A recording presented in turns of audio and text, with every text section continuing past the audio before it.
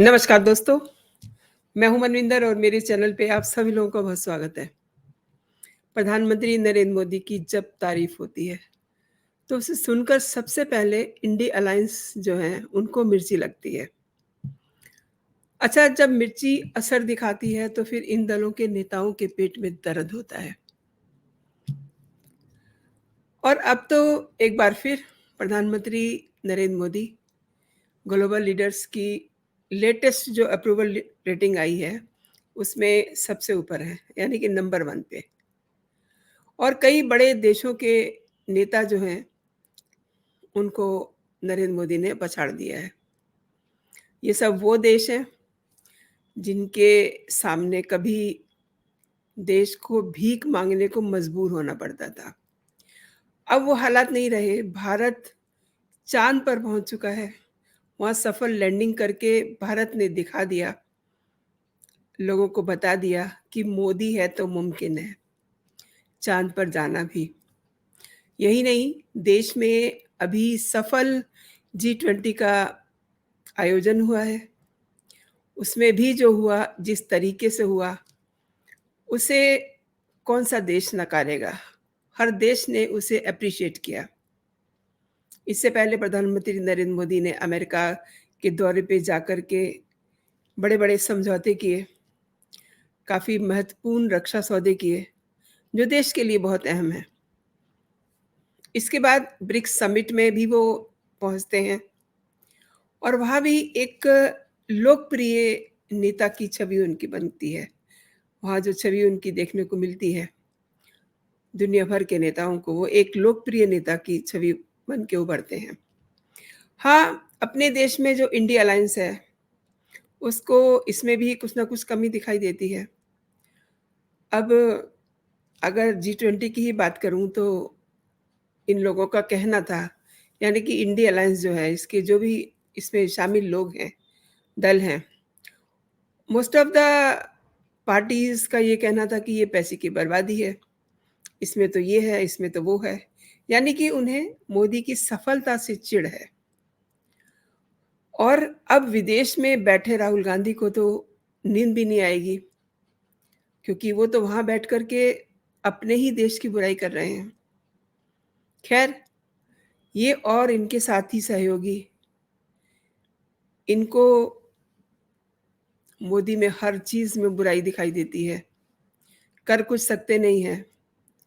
अब जो रेटिंग आई है मोदी को लेकर के, उसको देख कर के और जल भुन जाएँगे।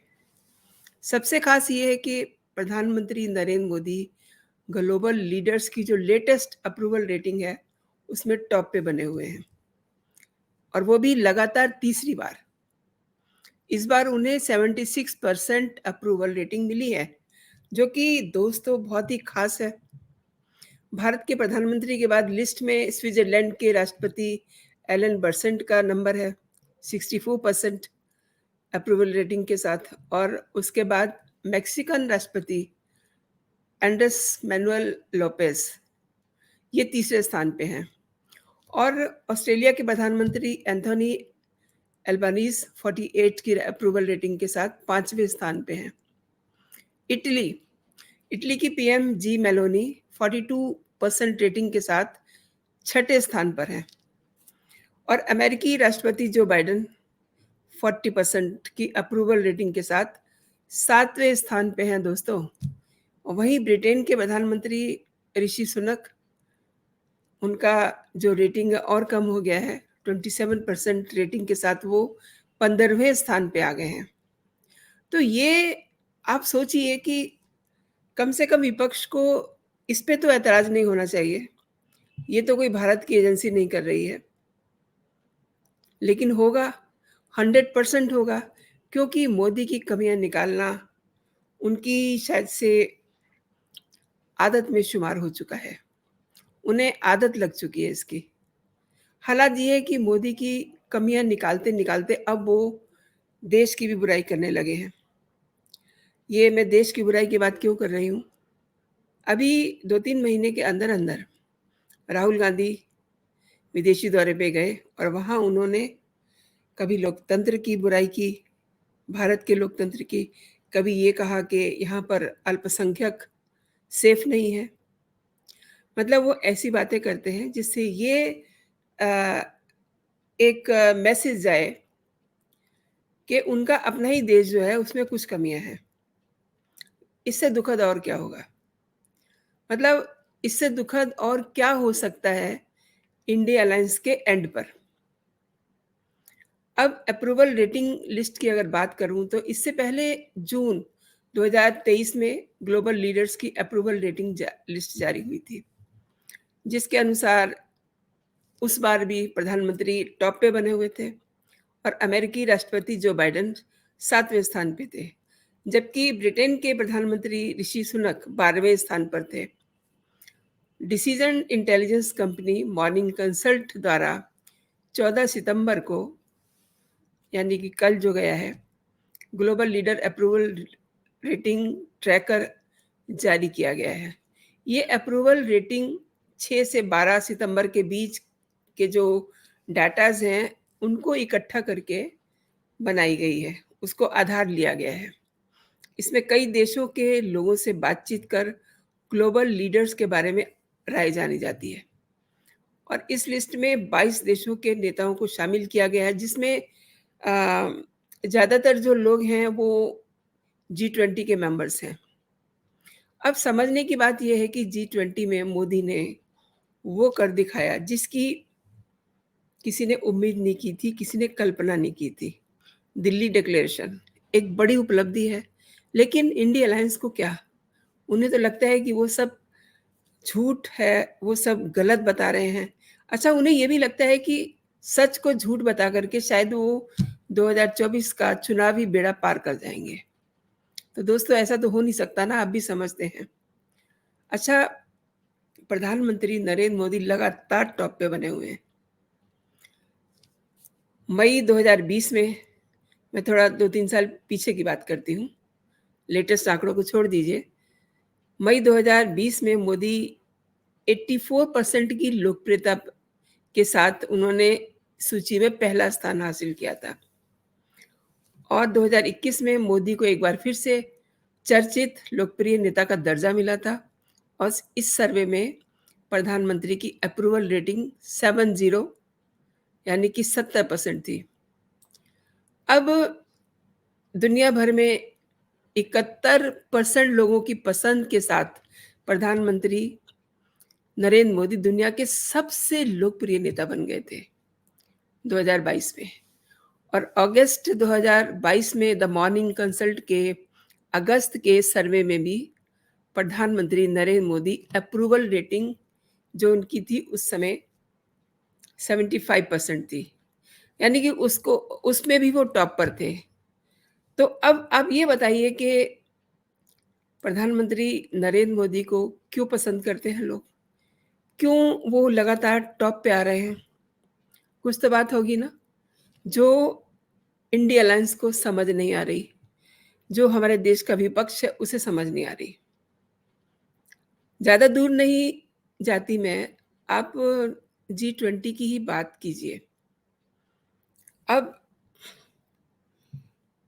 बहुत थोड़ा-सा पानी, वाटर लॉगिंग हो गई थी मंडपम के सामने। कोई बड़ी बात नहीं है, बरसात हुई है तो हल्की-सी वाटर लॉगिंग तो कहीं भी हो जाएगी। आप बिल्कुल एकदम बेहतरीन वाले इलाके में भी आप जाएँगे तो आपको हल्की-फुल्की वाटर लॉगिंग बरसात में नहीं होगी तो कब होगी? और ऐसा भी नहीं था कि वो पानी भरा रहा। विदिन 5 और 10 मिनट्स में वो पानी क्लियर हो गया था। लेकिन इन लोगों को हर चीज़ में कमी निकालनी है। ये ट्वीट किया था प्रियंका वाड्रा ने कि वहाँ पर पानी भरा हुआ है। अब आप ये देखिए कि देश में इतना बड़ा इवेंट हो रहा है, उनका भाई राहुल गांधी अपने विदेशी दौरे पे निकल गया है। माँ अलग से बेचैन है सोनिया गांधी। वो चिट्ठी लिख रही हैं प्रधानमंत्री को कि जो संसद का विशेष सदन है, उसमें ये चीज़ें जो हैं आप शामिल कीजिए और मणिपुर पे बहस कीजिए। बात क्या होती है और ये लोग क्या बात करते हैं, समझ से परे की बात हो जाती है। कुल मिला के जो मैं बात करना चाह रही हूँ ये है कि कोई भी अच्छी चीज़ में इन्हें कमी निकाल लेनी इस पे इनका पूरा फ़ोकस रहता है। और अगर मैं कहूँ कि ये फ़ोकस अगर अपनी सीट शेयरिंग पे लगाएँ, तो शायद इनका कुछ भला हो जाए, जो कि अभी तक ये कर नहीं पा रहे हैं।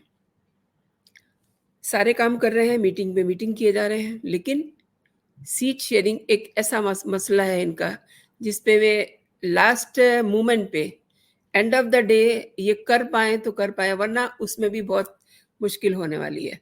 लेकिन इनके पास एक बहुत बड़ा काम है, नरेंद्र मोदी के कामों में कमियाँ निकालनी है। वो कोई छोटा काम तो है नहीं, सुबह से ही लग जाते हैं ट्वीट पे ट्वीट करने के लिए और कमियों को बताते रहते हैं। लेकिन आप देखिए कि असल क्या है?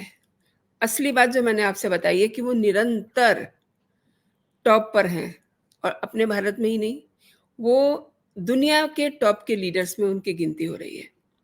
तो ये मतलब विपक्ष कभी इस बात पे खुश नहीं होगा। उसको खुशी कैसे हो सकती है? खुशी होगी नहीं उसको, उसे तो कमियाँ निकालनी हैं। अब ये जो लगातार मोदी टॉप पे बने हुए हैं, ये हमारे भारत में इसको कोई रेटिंग नहीं दे रहा है। इसके लिए बाकायदा एक सेगमेंट है जो इस पे काम कर रहा है, द मॉर्निंग कंसल्ट। इसके अलावा भी कई और एजेंसीज़ हैं जो ऐसी रेटिंग बनाती रहती हैं। उनमें अधिकांश में नरेंद्र मोदी सबसे टॉप पे और लोकप्रिय नेताओं में हैं। तो दोस्तों ये तो खुशी की बात है ना। आप बताइए, आप कमेंट करके आप मेरे कमेंट सेक्शन में बताइएगा कि आपको इस बात पे खुशी नहीं हो रही कि आपके प्रधानमंत्री विश्व पटल पर सबसे लोकप्रिय नेता बनते जा रहे हैं और लगातार बनते जा रहे हैं। आपके टिप्पणी का मुझे इंतज़ार रहेगा और ये वीडियो आपने देखा, बहुत धन्यवाद आपका। अ, पसंद किया है अगर आपने इस वीडियो को तो आप इसे अपने दोस्तों में भी शेयर कीजिए।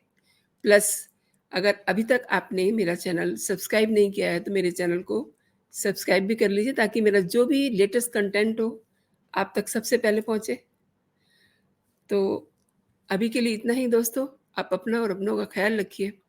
खुश रहिए, स्वस्थ रहिए। जय हिंद, जय भारत।